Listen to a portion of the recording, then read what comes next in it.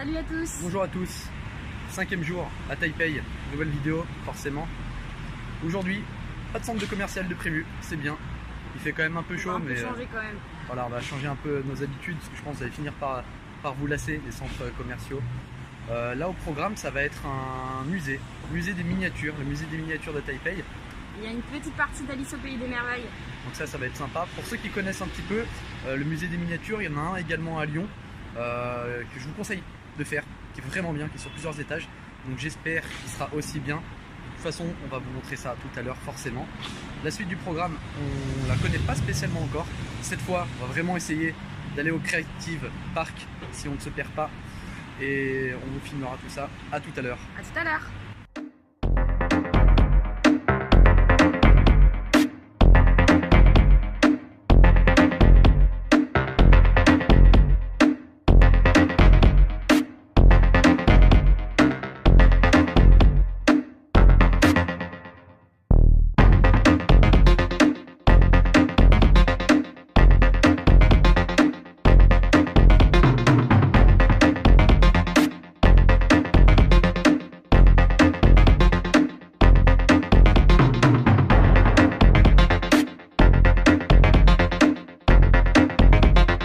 Seems like honesty is not so fashionable these days. It's true. I ask a lot of questions. You call me naive? I'll tell you what. I'm naive to the bone. Do you think I'm too soft? Because I don't hide? Or is it that you're lost? On vient de sortir du musée des miniatures. Donc vraiment par contre impression, c'était pas terrible. C'est pas terrible, c'est ultra cher, enfin c'est ultra cher, c'est relatif mais c'est à peu près 5 € l'entrée. 6 €, non 5 €. 5 € l'entrée. 5,50 €. Ça vaut pas spécialement le coup, tu fais le tour en 20 minutes, du coup on a un petit peu les morts. Ouais. C'est sympa, c'est joli mais bon c'est moins bien que celui de Lyon. Mais on s'attendait pas non plus à ce que ça se fasse en 20 minutes et surtout le prix est quand même cher. Cette fois-ci, on va vraiment aller au Creative Park. On a réussi à avoir le wifi et charger un itinéraire.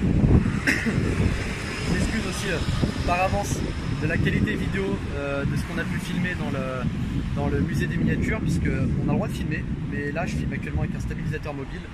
Du coup c'est toujours à peu près net. Et ça c'était interdit dedans. Donc les plans que j'ai pu faire dedans ne sont pas très stables. Voilà, à tout à l'heure. Et on a acheté un microphone enfin pour le téléphone, puisqu'on utilise en fait pour filmer un Honor 10 avec le stabilisateur DJI Osmo Mobile 2. Donc là c'est plus une vidéo test pour voir si le microphone marche bien, si le son sera quand même, j'espère, de meilleure qualité que ce que vous avez eu avant, parce que c'était pas terrible. On vient d'arriver au Creative Park. J'ai vraiment mis pour le coup la tenue la plus adaptée, c'est-à-dire tongs et chaussettes. Notez 1 sur 10 l'échelle du style, merci.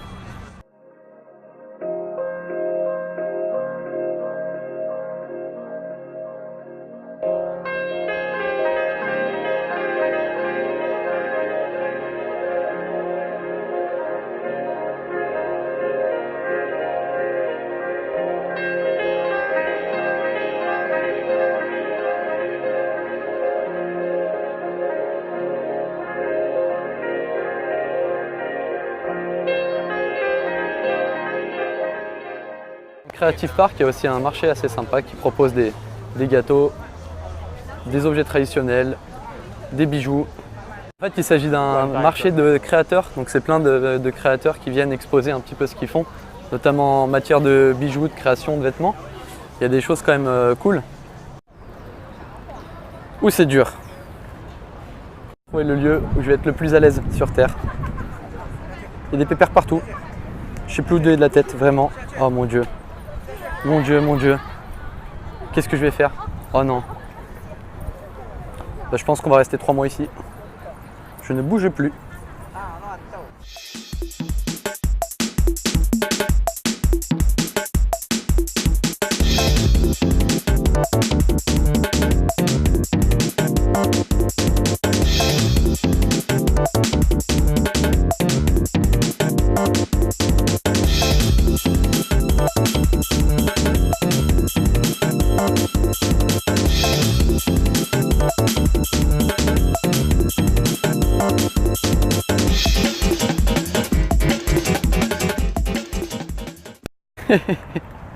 Yes, on est dans le bon parc.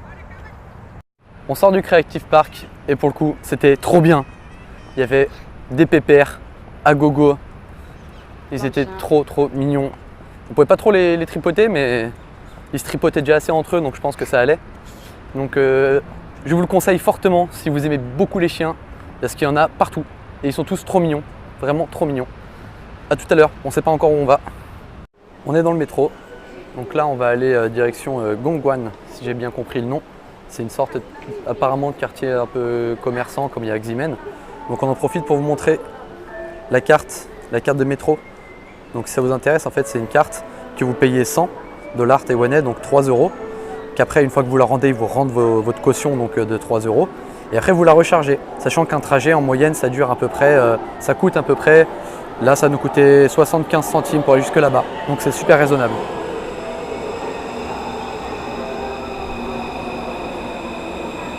Juste à la station de Gongguan. Donc il y a une grosse salle de gym, c'est World Gym. Et je pense qu'ici, ils savent vraiment comment t'attirer pour faire pousser de la fonte. Gongguan, donc au final, c'est un petit peu comme ce qui se fait à Ximen. C'est beaucoup de boutiques souvenirs, de gachapon, de petits magasins d'électronique qui vendent des câbles pour iPhone et autres. C'est quand même assez sympa, il y a du monde, c'est pas mal vivant.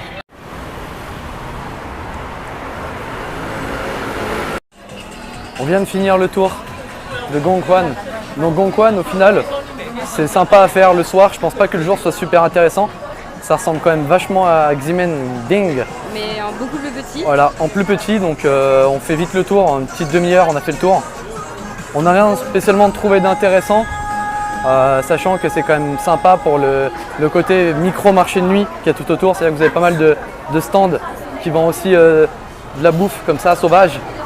Des magasins, encore une fois, de vêtements, des pharmacies qui vendent, enfin bref.